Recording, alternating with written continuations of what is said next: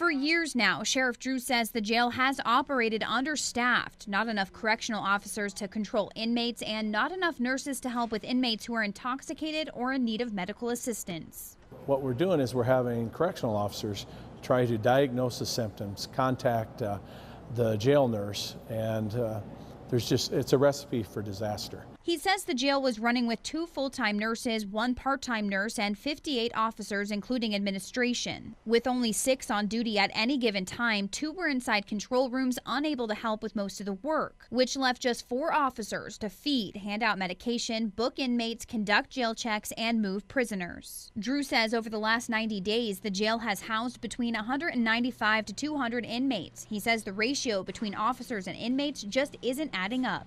And the police department's bringing in people on a Saturday night that probably aren't the same as they are on a Sunday morning.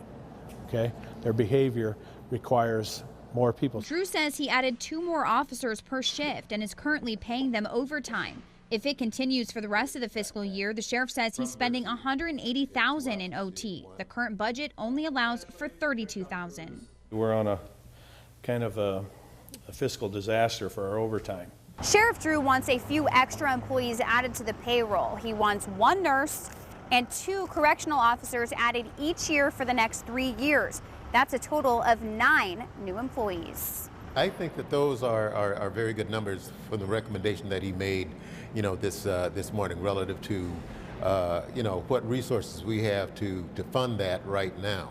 Board members right now don't want to see any money come from the county's reserve fund, but Boykin says there are other options. We have in the budget that has been budgeted for positions that we have not filled in his department that we can get the money from. The Woodbury County Board of Supervisors and the sheriff will meet again in a few weeks once they figure out how much all this is going to cost. In downtown Sioux City, Heather Lee, Siouxland News.